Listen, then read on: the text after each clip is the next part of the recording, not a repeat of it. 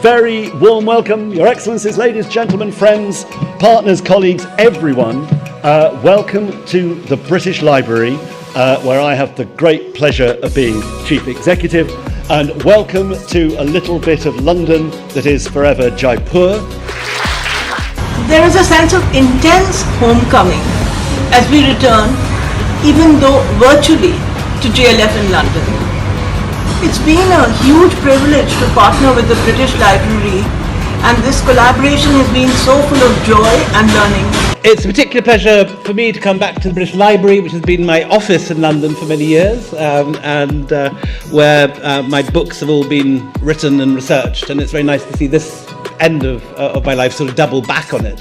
Our amazing writers, today more than any time, because of the way the digital age has taken over, we need you to be able to make sense of the past, divine the future, and perhaps set in context what we're going through at this very point of time.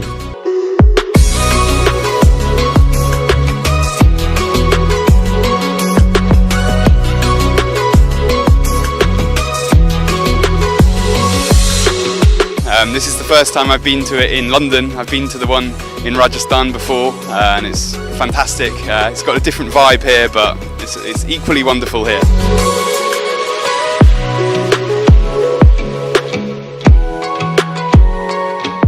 JLF brings this amazing festival to London. It's a wonderful get-together of writers and thinkers, and you know, I only go to one festival, literature festival in the world, and it's this one.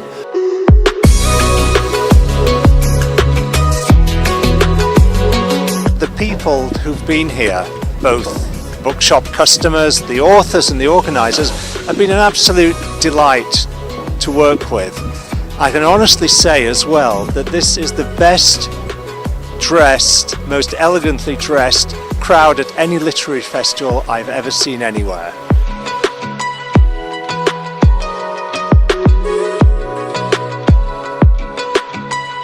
It's maintained the standards which I'm accustomed to in Jaipur itself, and I'm extremely happy to be part of it here. I love this festival. I think it's a privilege for me.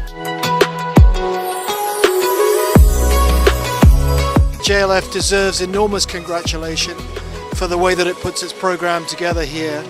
I think that all of the events are superbly chaired.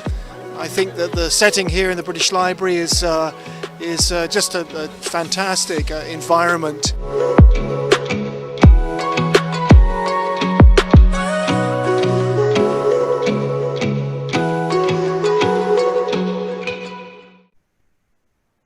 Good afternoon. On behalf of our festival co-directors, Namita Gokhale and William Dalrymple, festival producer, Teamwork Arts, and the British Library, we welcome all of you to this session of JLF London at the British Library Virtual Festival, presented in partnership with the Aga Khan Foundation UK and our patron, the Murty Family Foundation. Our magazine partner for this series is The Week, Journalism with a Human Touch. Our next session is The Lost Children, Deepa Anappara in conversation with Sanjoy K. Roy. Sanjoy K. Roy and Deepa Anappara embark on a journey to the heart of childhood and the heartbreak and loss of innocence in Deepa Anappara's debut novel, Djinn Patrol on the Purple Line.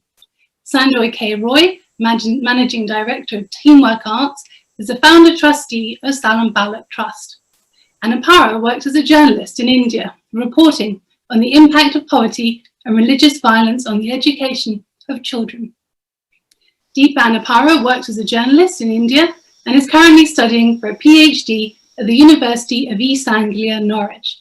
Her debut novel, Djinn Patrol on the Purple Line, was longlisted for the Women's Prize for Fiction. Sanjoy K. Roy is an entrepreneur of the arts. He's Managing Director of Teamwork Arts, which produces over 25 highly acclaimed performing arts, visual arts and literary festivals across 40 cities. Roy works closely with various industry bodies. All of our sessions are available to view on london.jlflitfest.org. All of our sessions If you follow our handles, JLF Litfest on Facebook, Twitter and Instagram to get notified on the upcoming sessions. And in case any of you drop off due to bandwidth issues, don't despair. You can log back on at london.jlflitfest.org. We encourage you to keep JLF London at the British Library a free festival by donating generously. Ladies and gentlemen, the lost children. Deepa Anappara in conversation with Sanjoy K. Roy. Over to you, Sanjoy. Thanks so much, Anna, and welcome, Deepa, and congratulations for this brilliant work that you've done, your first book. Yes, thank you so much, Sanjoy, and thanks to everyone at JLF for having me here. It's such a privilege. So, Deepa, a lot of people, a lot of our viewers looking at both our hairstyles may think that we are mental. You know, what really I loved, your characters really came alive. I'm with Salaam Balaak Trust, and all your characters sort of spoke to me. Tell me a little bit about how you actually were able to get so much into the skin of folks like mental and the dadas and the smoking. Tell me your journey in writing this book. Thank you so much. I'm glad you felt that way, and it means a lot coming from you. I worked as a journalist in India for over a decade, and most of that time I spent interviewing children about, the education, why they were not in school, and street children as well. And I did speak to many people working in various charities, including those at the Salaam Balaak Trust. And so it was during the time that, I came across both these children and the various people who inspired many of the characters in the novel, such as Mental, who sort of runs this group of children rat pickers at the railway station. It's very much based on people who did exist at one point of time. And, there's sort of amalgamation of various characters, many of whom I interviewed in real life. So when I was working as a journalist, and because, my primary focus was children, their rights, that's when I came to know about these disappearances of children, which I think most of us in India know that, who live in India, they know that it's a very frequent experience. It's very common, but we don't really pay much attention to it. And I'm still not sure why that is, why there's a sort of apathy towards disappearances of children. But there were neighborhoods where, 10 or 20 children had gone missing. And there was no concerted effort made to find these children, either on the part of the police or various governmental institutions. And the parents, their friends, the children's friends, they were sort of ignored. And because, the angle from which I always approached my news stories was through the eyes of children, I was wondering what would be their experience living in a neighborhood where disappearances were commonplace. How did they make sense of that horror, and how did they understand what was happening around them? And, as a child, you don't fully understand what's going on. So how do you make sense of, a friend disappearing? And my idea at that time was that I would write a report about it at some point. But, my life changed, and I ended up moving from India to the UK, but sort of those stories and those characters, they remained in my head. And at some point, I decided to sort of approach that story through the eyes of children, because I think when it comes to the disappearances of children, A, it's not discussed at all, and B, we never know what the children themselves feel, living in such a situation. So my interest was always in exploring this world through their eyes and their experiences and how they make sense of it.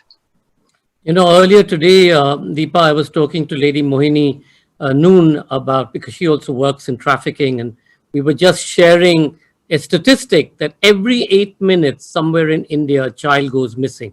So when you're looking at the numbers, you're absolutely right. And while the laws are in place, and the Juvenile Justice Act in India is is very substantial, it's still, because they are the missing people, they're the little people with no vote, no voice, and you've pretty much captured that. Well, before we go back to the book, I had a question. Most people's first novels tend to be about home, identity, and you come from God's own country, Kerala, which obviously is the setting for so much of wonder, beauty, exoticism.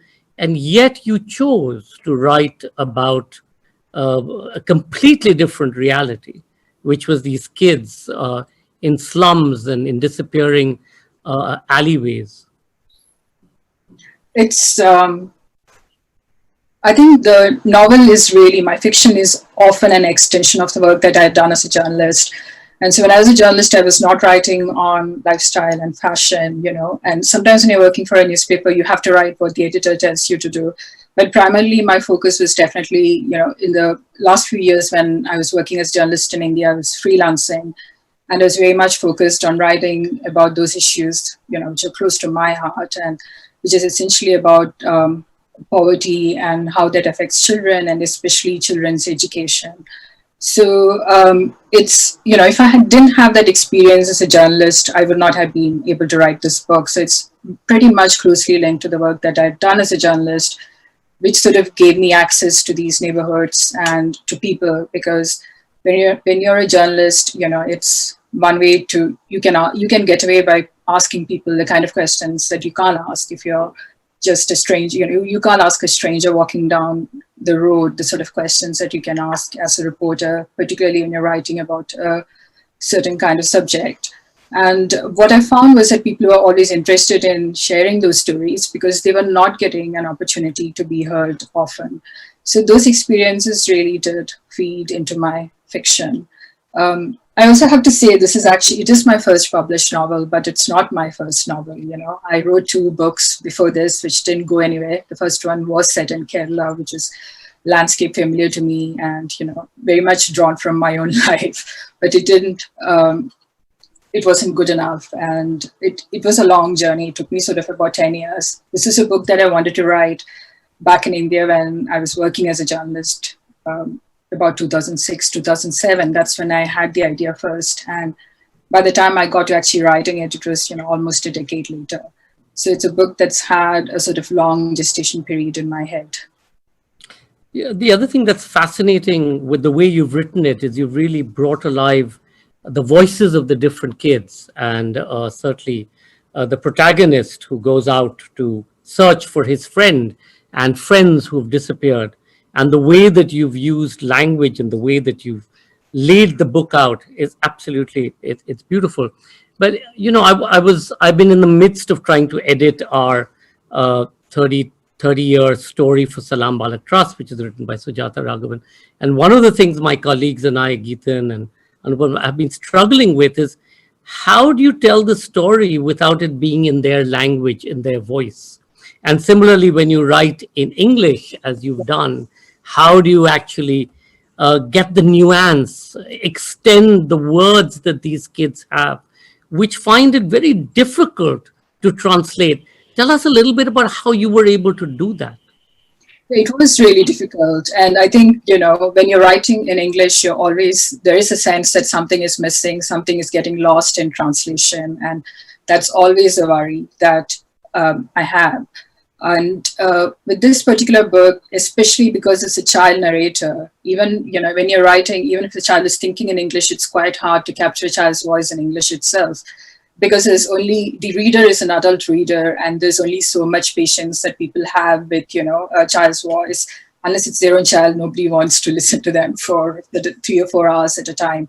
So it's something that I was very conscious of. And for me, with Jai's voice, and I also think part of the reason I couldn't write this book was not only because, it was about a tragedy, and it was about people who don't have much. And I was worried about my own authority to write that. So those questions were there. But beyond that, for me, I couldn't really write it until I had Jai's voice. And I think part of it came from sort of writing lots of short stories in the voices of children, watching movies which had child narrators, and also reading books with child narrators. And what I learned, what I could learn from that was that even though if the language that you can use when you're writing from a child's point of view is quite simple, you can still sort of stylistically capture the neologisms, use the sort of slang that they use to create a voice which is very unique to them. In the case of Jai, because he's thinking in Hindi with a smattering of Urdu, what I wanted to do was to capture the sort of rhythm of his voice and, the rhythm of the language, which is very different from the rhythm of English. So I had to retain a few of the Hindi and Urdu words that is in his vocabulary. And children also have that tendency to sort of, repeat the same word over and over again, or if they have a favorite word, they'll use it several times in conversation. So those were the sort of traits that I picked up from real life, and I sort of tried to bring to Jay's voice and try to add to that. So that was essentially the process. It was, when I was writing him, I have to say it was a lot more intuitive. It was, now when I'm saying it, it sounds like I've kind of analyzed everything. But for me, his voice really sort of, came to me fully formed. The book is being touted as the 2020 sort of slumdog millionaire or Q&A equivalent, and I'm sure you've heard this all the time. But what was really amazing, as we know, India lives in many realities at the same time. We have slums, we have high-rise buildings, as you have shown. But what was fascinating is the way that you've actually depicted the slum, not necessarily as this exotic place, but as a place which was home, a place that, however small it is, and however limited the spaces, it still resonates for the children and the characters in your story, and the real lives that these people live, and the real tragedies and their tribulations and traumas, etc. And tell us a little bit about this juxtaposition. Omi going off to the high-rise buildings with his with the clothes that his father's ironed, and as he delivers them, in some not so fancy buildings and in some fancy buildings, and comes back, but never comes back with a sense of, jealousy or coveting something, but comes back with a different reality. Tell us a little bit about this, both in your journalism as well as, of course, in Djinn Patrol. My experience as a journalist is that people were very aware, and in fact, children were very aware of what they did not have, but not necessarily they saw themselves as victims. And I think perhaps that's been your experience. I'm not really sure, but they know they don't have certain things, but it doesn't mean that, children are pretty much focused on the present. And especially in the case of kids like, my character Jay and his friends Pari and Faiz, they have they have got stability of home in the sense that they have parents who love them. So it's not that, they're very much rooted in what they can achieve in that moment and in that hour, in the second, because that's how children are. They live for the moment. And so for me, writing from their point of view was very liberating, because I think, when you're writing about poverty, there's always the risk that you're sort of accused of stereotyping, presenting certain stereotype about India. And I was very aware of those discussions and those debates. But for me, it was really about inhabiting these children's viewpoints, because they are very focused on what they are interested in. They're interested in food, they're interested in TV, or, in Pari's case, she's interested in books. And they're not really, beyond that, it's a sort of, their attitude, their viewpoint is quite nebulous as to what they covet or what they don't. And so even in the case of a boy like Umbir, he's very much focused on his dancing, and, he likes Hrithik Roshan. So that's where most of his thoughts lie. So what I wanted to do in writing this book, just to avoid all those sorts of traps that you can fall into when you're writing about poverty, because, you either end up showing people as victims, or you end up showing, everyone who's poor has a heart of gold. And I just wanted to avoid doing any of that. And the only way to do it was to sort of really fully inhabit the lives of these characters and just view the world as these children view it. And so for me, it was, as an adult would have felt a sort of sense of oppression perhaps, and, may have felt much more anger. But these, because they're just 9, they haven't reached, that's not how they view the world. For them, everything is a sort of, there's, at least in the beginning, there's a sense of adventure, there's a sense of play. Even the disappearances of their friends, they're approaching it as a mystery, because that's just how children tend to be. There's a saying that when you're young, you're able to sense the other world or spirits or beings from the other world much more than as you grow older.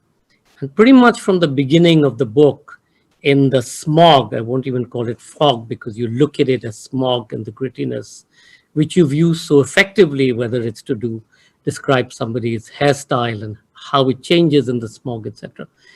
But the jinn inhabits the space, and the mother at the crossroad, and you use that so symbolically as she fights in many ways for her daughter who was abducted and raped and dropped back.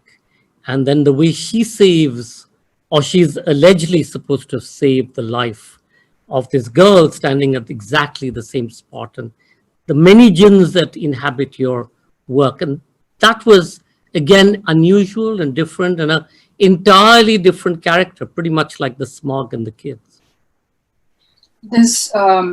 I wanted to capture the sense of sort of mythology that can permeate, street life, for instance, in that people sort of see children, especially street children, can see ghosts everywhere. And there's a sort of belief that, in that part, certain part, a ghost lives and this ghost can grant wishes or act against you.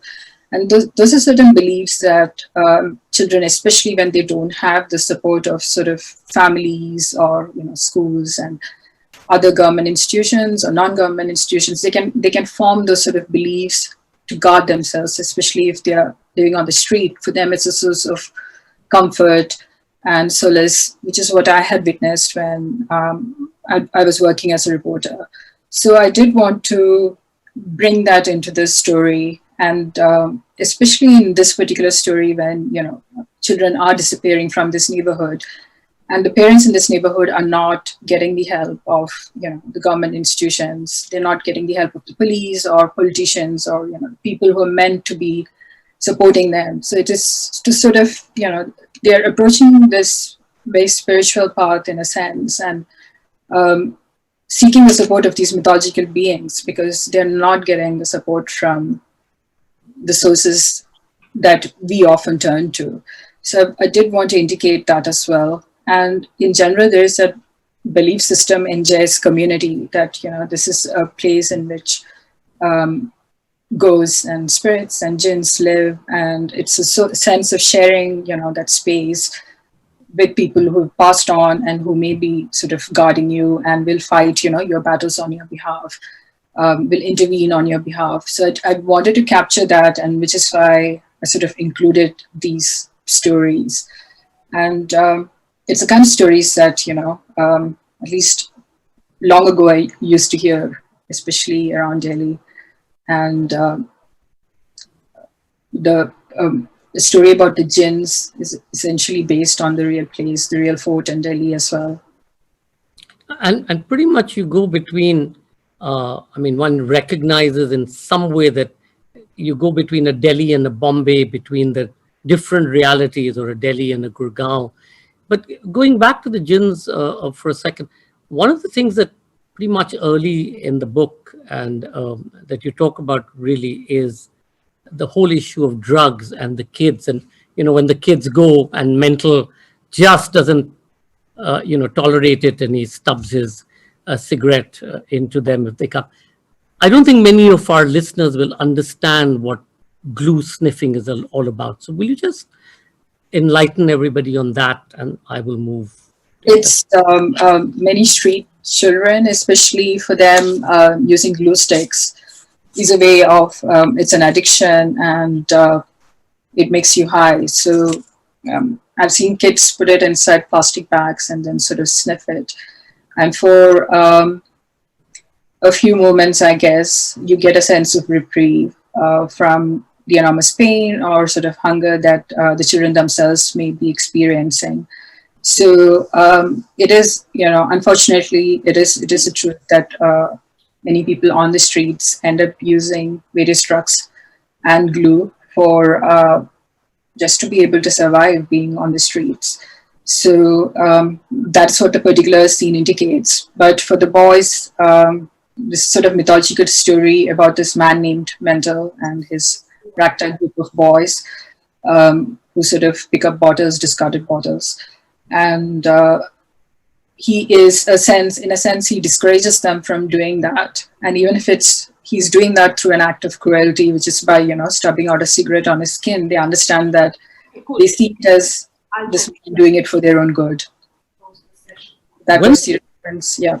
When the kids step out to start investigating where these kids have disappeared, and obviously nobody knows where that story is going to go to. But again, what is fascinating is the way that you've given them that voice and allowed them to question whether it's the social worker in the trust, as you have described it, or the police, or people who, and the frustration that Jay and Pari and all feel when they're not heard, and their sense of that, if I was a detective of a particular age, they would have listened to me, they would have taken me seriously. And again, one of the things we've seen with our street kids, and because we do a very strong arts program with them, is their thing is that, bhaiya, this is the first time that we feel somebody is listening to us. All the time, either we're shouted at, or people don't even acknowledge our existence. And this is the first, and how important that is. And that's so important in your book as well. Yeah, absolutely. I think with children especially, there is a sense that, no one is interested in what they have to say. And many of the kids that I met and interviewed, they were very smart and they were very sarcastic, and, they could just give it back to you, as they had ways of surviving this sort of horrible reality that they had been thrust in. And so they were very intelligent, and, not to make it sound patronizing or anything, but what remained with me was that how sarcastic they could be, and they could just tell you off, and as you're asking questions, they just get bored and they'll roll their eyes at you because they don't want to talk about this. And I did want to capture that sense of independence and freedom that they have, and also that sense of agency, which the sort of world refuses to grant them that agency. But they don't see themselves as people without agency. And part of the reason why Djinn Patrol is essentially a book about the kind of stories that people tell themselves. So Jay is telling himself the story that, he's a detective and he can crack this case and the problem will be solved. Part of the reason is that's a way in which he's granting himself agency in this society that's denying it to him. And this is what I'd seen in real life, and I wanted to capture that in the book as well. Tell us a little bit about the name, Purple Line, Djinn Patrol on the Purple Line, and set the context of that. Just briefly, I'll summarize what the book is about. It's about 3 children who are looking for their missing friends on the outskirts of an unnamed Indian city. And the main narrator is 9-year-old Jay, and he's the one who watches detective shows and sort of trashy cop shows and thinks he's a detective and he can solve missing, the cases of the children going missing in their neighborhood. So he sets out on this mission with his friends, Pari and Faiz, and they think it's going to be this sort of adventure, but events soon take a sinister turn. And so Faiz has this theory that it's jinns who are snatching the children in their neighborhood. So essentially, it begins as a sort of Djinn Patrol, and are they going to find these these otherworldly creatures that are spiriting away their friends, hence Djinn Patrol. And Jay's neighborhood, which is an impoverished one, lies next to this purple line, which connects his neighborhood on the outskirts of the city to the main city center, and that's a purple line. And so for Jay, his dad worked on the purple line, and he was one of the construction workers, but they don't have the money to go on the metro every day. So for him, it's also a symbol of aspiration and this life that is in a sense within reach, but also not at all. So I wanted to capture that sort of dichotomy of its existence by referring the purple line. But quite literally, they travel on the purple line once. The investigations take them to the city, and so it's they have to sort of find the money, and that's a whole sort of adventure in itself. Just ensuring that they can travel on the purple line. But I did want to both of them together because it's happening along this purple line. It's also sort of metaphor for the life that these kids could have. And again, when you talk about the purple line, you have infused each of these kids with ambition, and you've given them a sense of being able to break out. And even then, even as you've seen the impact of COVID-19 and on the migrant population in Delhi and Bombay and everybody having to move back, you're stuck with this image that pretty much in your book as well, where they're these people who build our fancy homes and offices and multi-stories, and as you said, even built the purple line. But they can never really ever think of inhabiting the spaces that they build. And then they go back at the end of their tenure back to their slum or their shanty town, and that disconnect. And yet they're happy in their world. Yeah, sure. I mean, for the children, I think because Jay pretty much has everything he needs in his own house. He's got loving parents, and he's got his TV, which is his favorite thing. So for him, that's quite a comfortable life in many ways. I think they do understand that this is, it is a very precarious existence, and that, this neighborhood is always under the threat of demolition. And at some level, he does understand that, and so do the other children. So it is not that, definitely with the others, I think there is a sense of frustration of how they have to live and what they are denied. So, but within that space, as is often the case, I think, you draw that sense of family and you draw that sense of support from the community around you. And for Jay's parents too, the support is coming from, the community and their neighbors. So even though there's a lot of gossip and sort of terrible things might be said about you, and there's also the sort of divisions that can be sown on the basis of religion, despite all that, they also have friends, and those are the people that sort of help them get along and go on with their daily lives. The other thing that you talked about religion, the other thing that permeates through the story is the division between the communities, etc. And you've done that, so subtly. It was I didn't realize, in fact, Jay was Jay.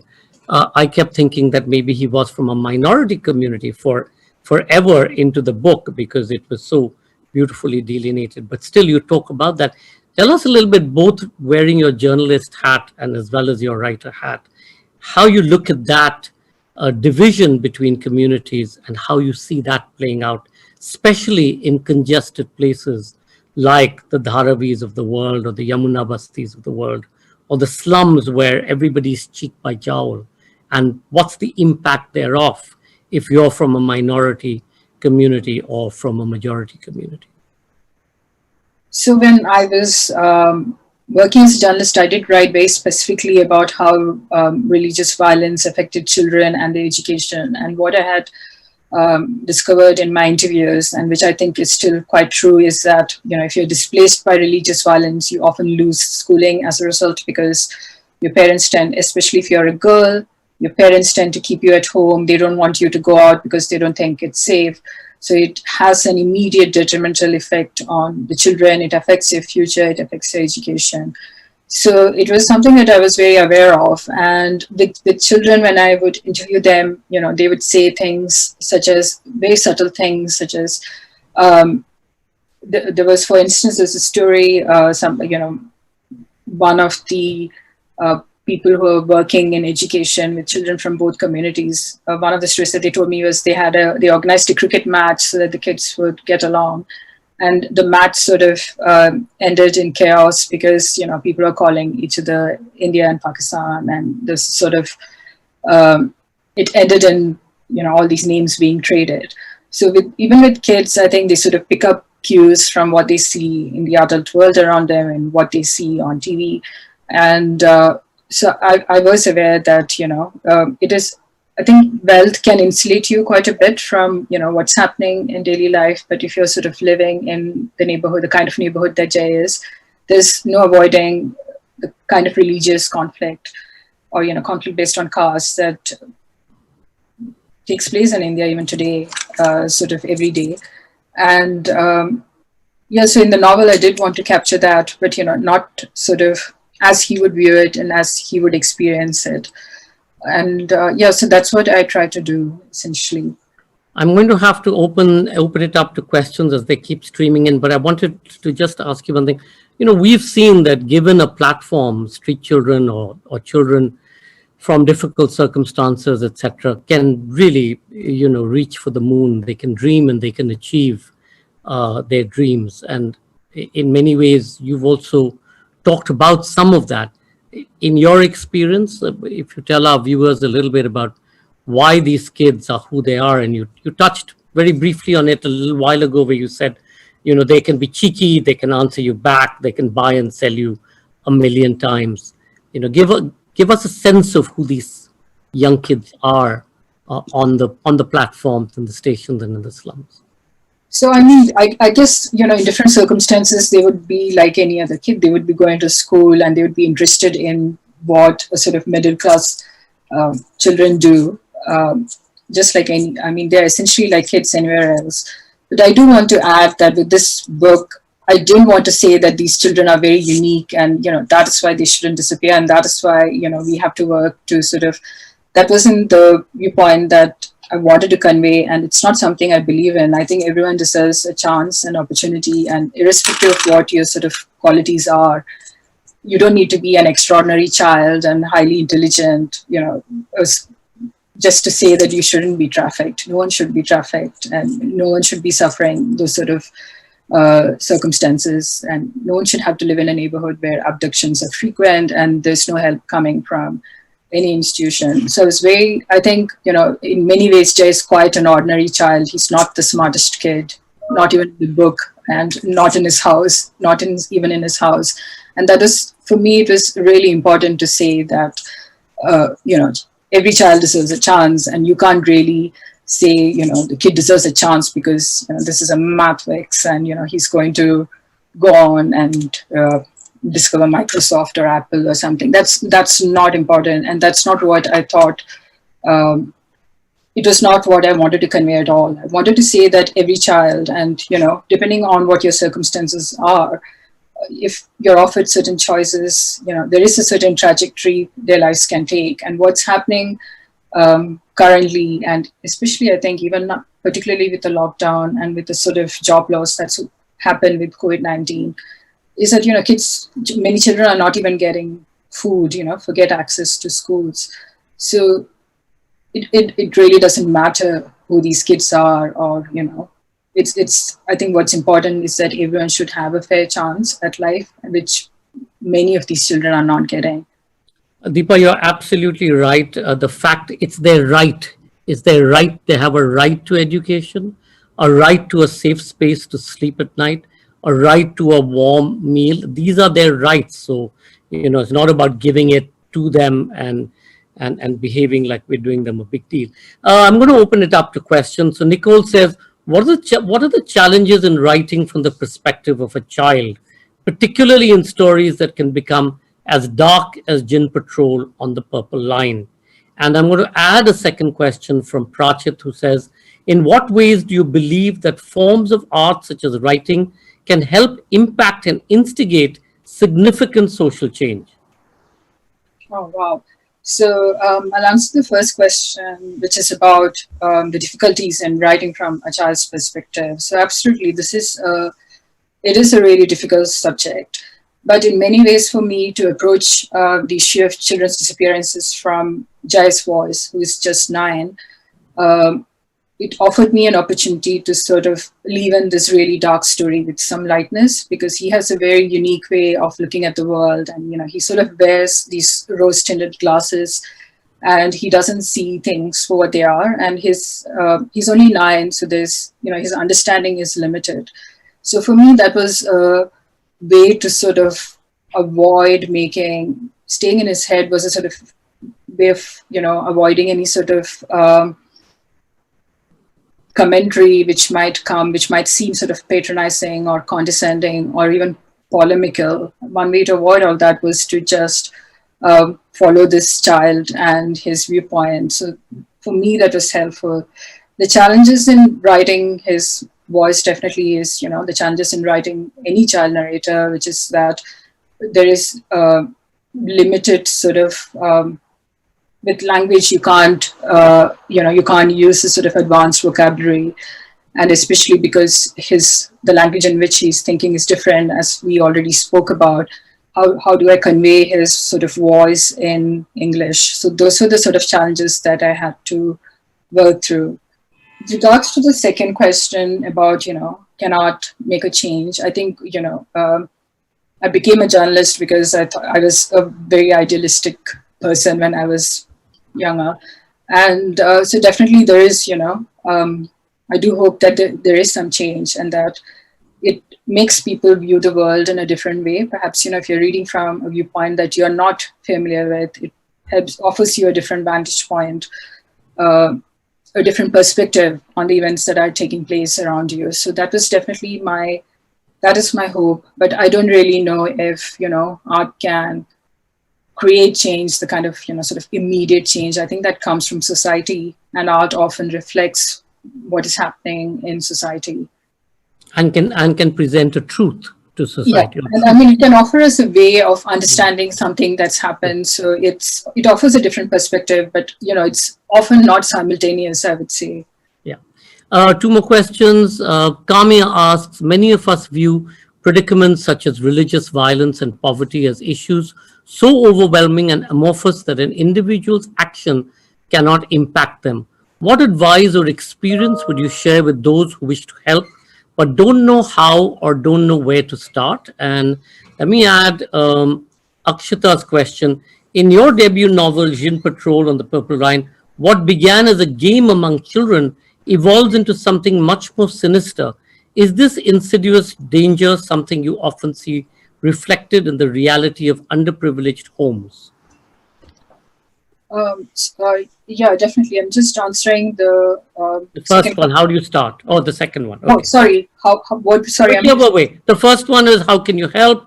Okay. I'll just answer that. Yeah. So with help, I think it's definitely you can help with your wallets at this moment when we can't go out of our homes if you can't. And there are so many organizations such as Salaam Balaak Trust, which is working in this area, and which is doing extremely good work with children and underprivileged children. So I would say support these organizations in any way you can and sort of volunteer with them. So, and also I think as a society, I'm not sure why we are so apathetic towards what's happening, because I think people, this is related to the second question as well, which is that people say, how can you write about poverty? It's such a stereotypical representation of India. But at the same time, no one would say that if you're writing about domestic violence. No one would say, domestic violence is over, that's not Indian society, or you would not make such a comment publicly. And I think part of the reason is that we don't see poverty as a violence against, humans, against fellow human beings. And I think there has to be a sort of attitude change about what's happening. And we've sort of become desensitized to seeing these photos of children who are going missing in our newspapers. And we focus always on, I think, things that are not important at all, as we're seeing today. So I think there has to be a change just to come from within the society as well. And in sort of how do you approach writing about the subject? Was that the question, Sanjoy? Yes, and let me add another part to it, because Anubhav has now sent time out to us, but I'm going to quickly ask to that question of yours. I'm going to ask, how does one write about conditions of poverty in a way that is accurate and poignant, but not overpowering? And Kriti asks, what would you share with aspiring writers on confronting insecurity?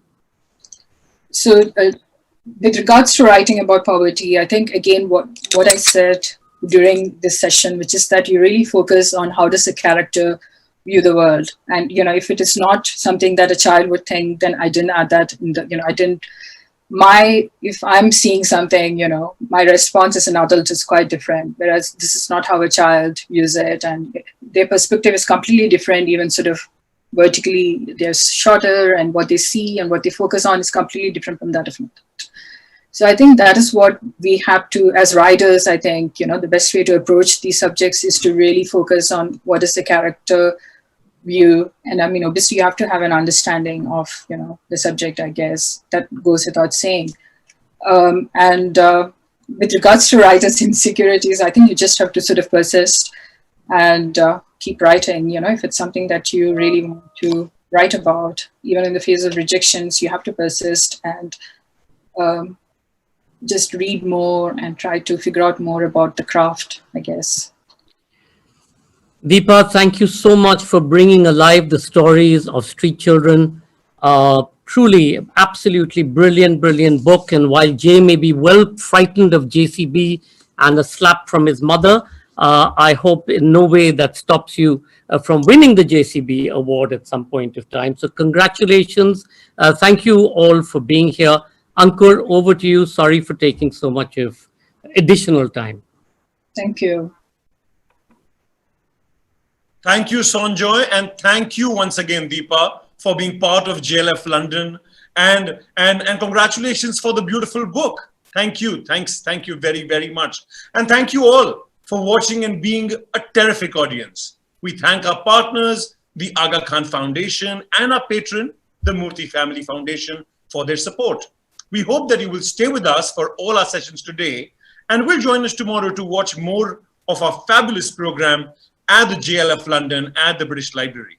Our next session that will begin shortly is The Color of Words. Abir Mukherjee, Guy Gunaratne, Aruni Kashyap, and Nikesh Shukla in conversation.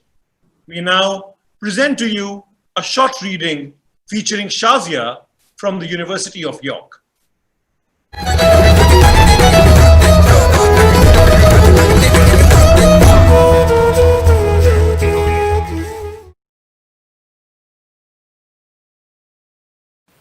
Hi everyone, I'm here to share with you reflections on my favourite poem, and the poem that I've chosen comes from a collection that was published in 2011 by the poet Warsan Shira.